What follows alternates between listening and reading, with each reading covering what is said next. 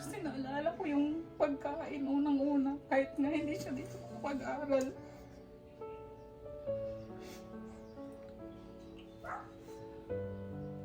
Kasi baka magutom siya doon.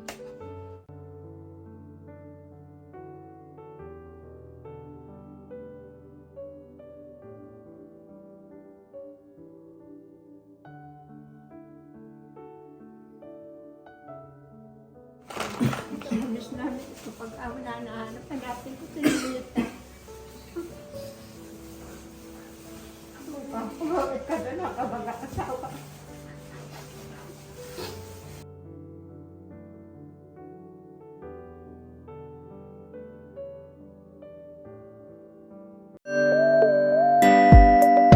Pugong biyahero, ang hero ng masa, ang hero ng masang Pilipino.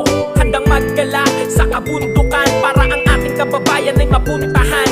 Ang pugong biyahero, handa na tulungan malayong kababayan na nangangailangan. Hindi namimili kahit pa na sino. Pugong biyahero, hero ng masang Pilipino. Ako, talagang napakasipag po niyang batang yan. Ang daming nabago. Pagising sa umaga, magdidilig na po yan dito. Yan sa labas yung mga garden ko. Pag wala ako, siya po talaga yung nagdidilig niyan. Alam niya na po yung gagawin niya. Napakatahimik lang. Wala po akong masabi sa batang yan. Napakabait. Sobrang bait. Yung ang daming improvement na nangyari po sa kanya mula nung mapunta po siya dito sa amin. Kaya napakahirap. Pero kaya naman po namin yun. At pangako ko lang sa inyo ay hindi po natin siya papabayaan. At ito puntahan natin. Puntahan natin sila doon sa bahay kasi nag-aayos na po sila ng mga gamit. Sa kanya yan, meron pa doon sa taas. Yung mga chocolate. Yan ang mga pasalubong niya sa kanyang nanay. Mark. Ha? 24, 5 pala. Tsokolate. Mark. O, bigay ko niyo nga meron pa. O, yan. Siya ay nasa taas. O, yun, pwede niyo daw ilagay. Nailagay niyo na ba?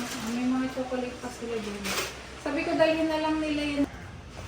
Yan, nag-aayos na po siya ng kanyang gamit na dadalhin pag uwi.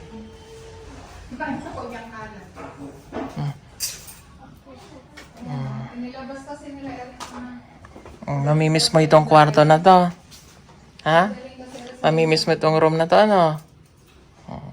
Yan, dito po kasi silang dalawa natutulog ni Maylin at saka po si Russell. O, nasaan na yung gamit mong dala?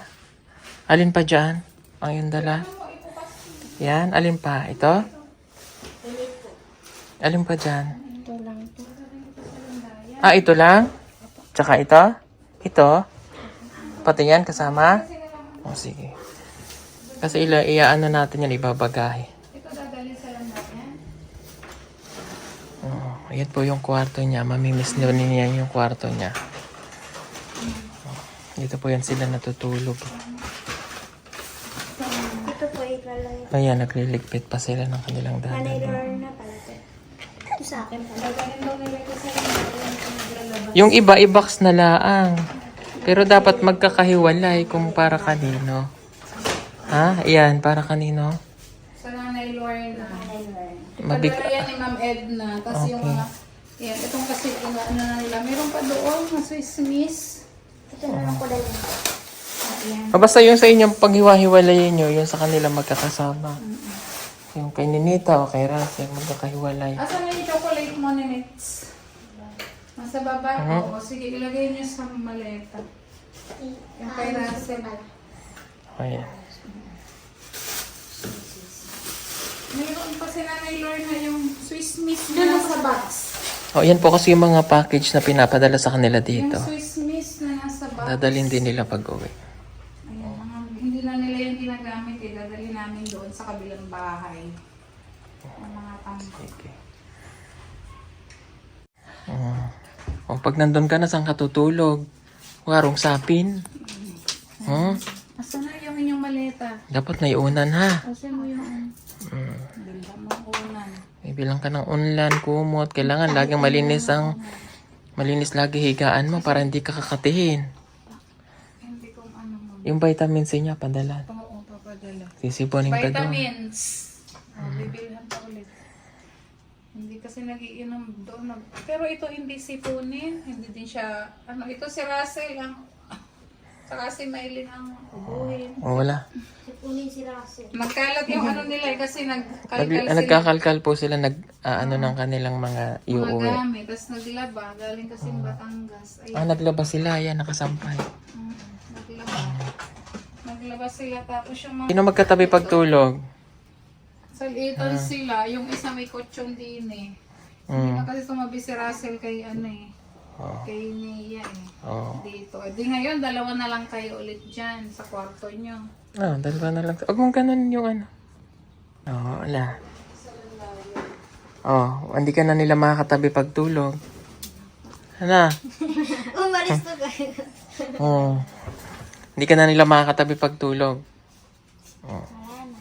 Wala na. Hindi na mapipigilan si Ninita.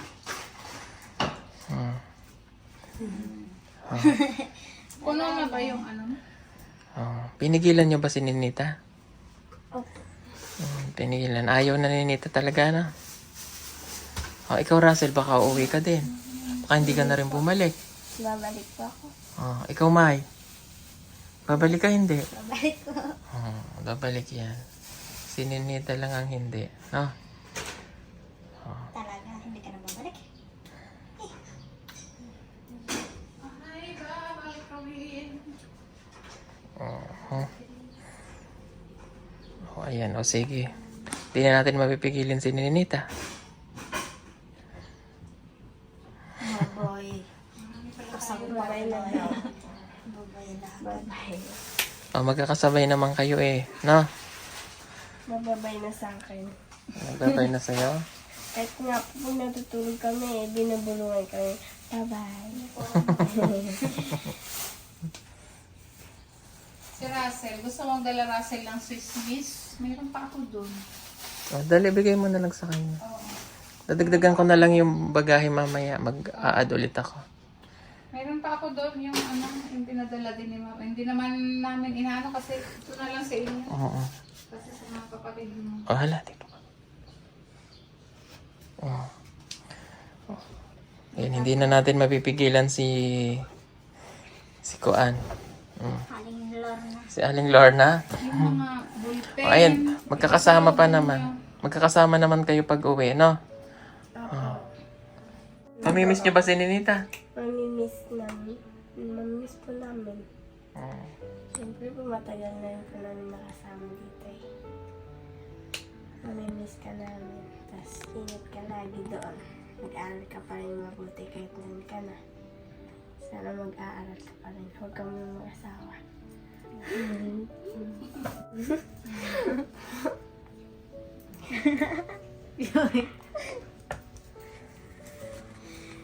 Ikaw, Mai? Hindi ko ba alam eh. Hindi, si Maylin tuloy.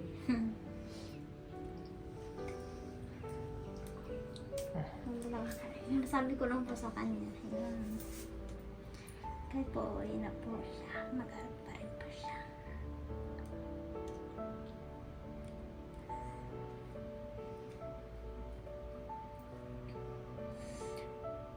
Mamiss ko po siya kasi matagal ko na rin po siya kasama dito.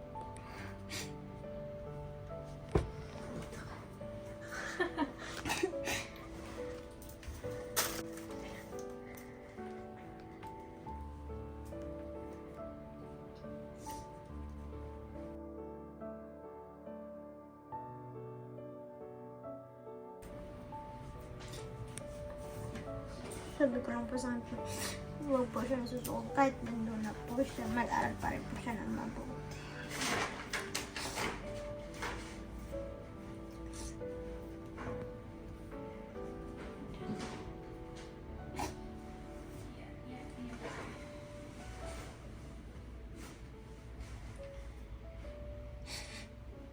Naisip ko po parang kasi po, dalawa na po sila eh. Nauwi po.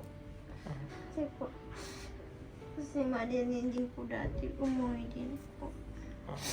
Tapos ako na lang po.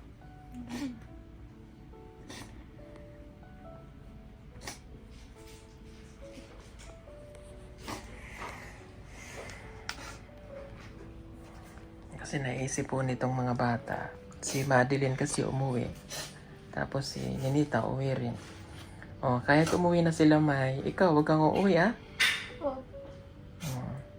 Kailangan makatapos ka ng pag-aaral.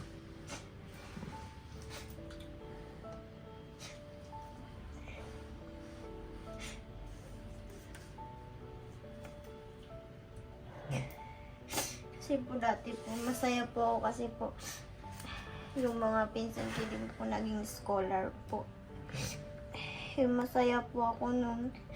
Tapos, ngayon po, uuwi din po pala sila.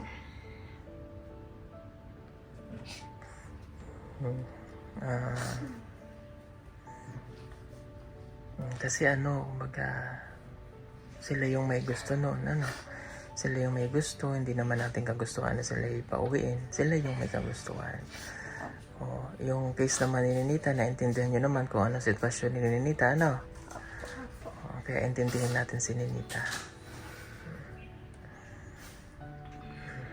Mahal nyo si Ninita? Okay. Oh, malagi kayo magtatawagan, ha? Kamustahin nyo siya, ha? O Ninita, makinig ka sa sinabi niya tulad ng sinabi ko sa iyo kanina. Huwag kang mag-aasawa, ha?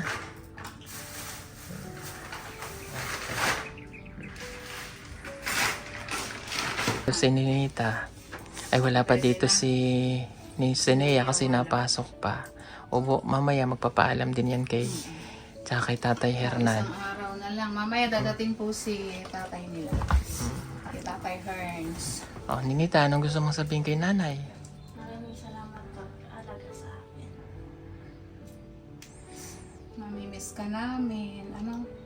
Kasi, Mainit ang panahon at kailangan mong magtipid ng kuryente. Huwag kang mag-alala dahil meron tayong solar stand pan. Pwede mo na itong gamitin gamit ang solar panel at pwede rin ito sa electric. Napakadali lamang nitong gamitin. Isaksak lamang ang cable ng solar panel sa stand pan.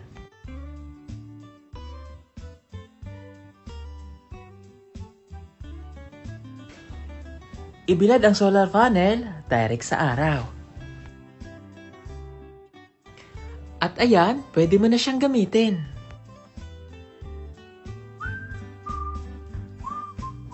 Napakaganda nitong solar stand pan na ito at napakatibay. Mayroon na rin siyang ilaw at pwede ka ritong mag-charge ng cellphone.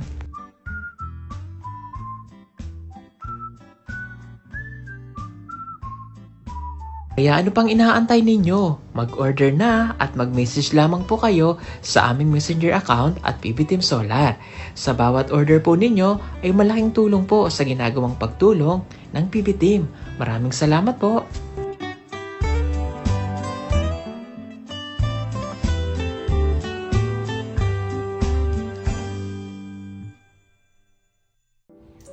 tatlong taon po sa amin si Ninita at syempre, naiiyak ako. Ninita.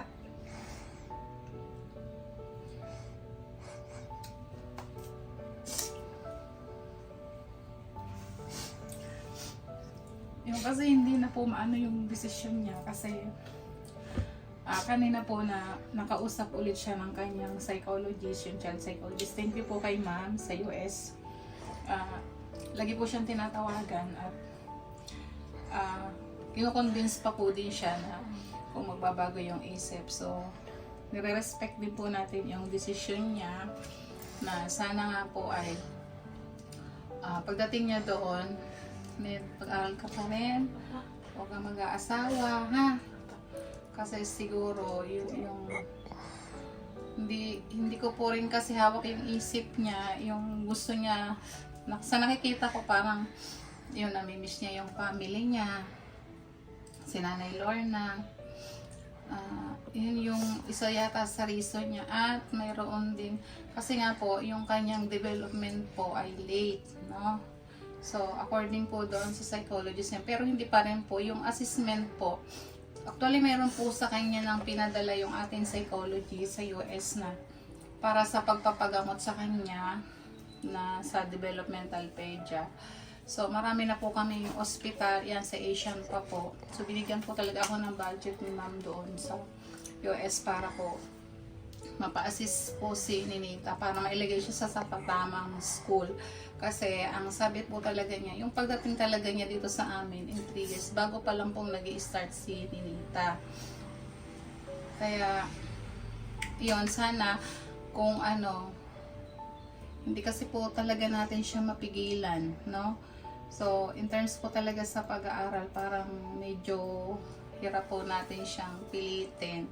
So, kaya ang sabi po ni ma'am, so sa ngayon, ililet it go natin siya kung ano yung decision niya kasi meron pong case kasi hindi namin na ito pwedeng sabihin sa inyo kung ano yon, na yun yung ayaw namin mangyayari kay Ninita. So, alam mo yun, Paul, kung ano. So, masakit man. So, sana pagdating ng time at gusto naman niya pong bumalik, welcome naman po siya dito sa bahay, dito sa amin, sa family namin. At may plan pa rin kami sa kanya na kahit yung skills lang, makapag-aral po siya. Kaya net ha, huwag ka doong mag-aasawa ha. Basta laban lang ha. Mahirap ang buhay doon. Nakausap ka ni ma'am kanina ha. Ma'am Ed, sabi sa iyo, huwag kang mag-aasawa. Kasi baka mamaya, at huwag mong pababayaan yung sarili mo doon, ha? Kasi naalala ko yung pagkain unang-una, kahit nga hindi siya dito makapag-aral.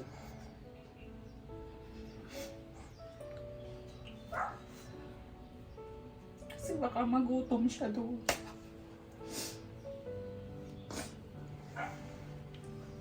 Basta kung ano yung ano namin, may isuporta din sa kanya doon kahit paano yung pagkain niya kasi babalik ka na naman doon, kakain ka ng although hindi naman ano yung pagkain ng kamote o balanghoy, yung sustansya na ano kasi dito binabitamins po din namin yan. Tapos sa pagkain, merienda kompleto yan. Hindi po namin siya yung tinitipid dito sa pagkain kung ano kinakain namin. Nilalabas pa sila ni Tito Herns. Yun yung naalaala ko sa iyo. Naalaala namin ni Paul. Pag nandoon ka na, ano kaya magiging buhay mo doon? Dito malinis katawan mo. Baka pagdating doon, syempre doon ka sa bukid. Ayun. Basta mahal na mahal ka namin ha? Ganon din si Nea. Wala po kasi si Nea ngayon nasa school. Siyempre, napamahal ka na rin sa amin. Pamilya ka na namin. Matagal ka dito. Ayun po. At maraming salamat din po sa lahat ng suporta ninyo po. So, sa mga sponsors, sa sponsor ng PBT, no? At ganun po din sa pagtulong sa kanya, lalo po kay Ninita nga, yung sana po maintindihan ninyo yung sitwasyon. Mayroon po kasing bagay na hindi po namin din pwedeng ilabas sa inyo kung ano po yung mayroong ano kay Ninita. So sa ngayon po, intindihin muna po natin siya, huwag po natin siyang i-bash, huwag po natin siyang ibig sabihin i-judge, no? So, kasi yun nga po yung sinasabi ko nung una pa po dun sa mga hindi nakakapanood. Meron pong late development po si Ninita. Yun po yung kailangan dapat nating magamot. Yun sabi nga kanina po, tumawag po si ma'am, yung psychologist niya nasa US. Paano natin siya matutulungan kung doon na siya. So, sa ngayon, talagang kailangan din po natin muna yung respect kung ano yung kanyang gusto. Baka malay nyo naman, sa mga ilang panahon, mag-mature yung isip ni Ninita at bumalik dito, welcome naman po din siya sa amin. Yan lang, basta mag-ingat ka doon ha, huwag mag-aasawa. Mahal na mahal ka namin. Pati yung nanay ko, napamahal na din dyan. Yun, at ingat kayo ha sa biyahe. Okay, sige, group hug na kayo.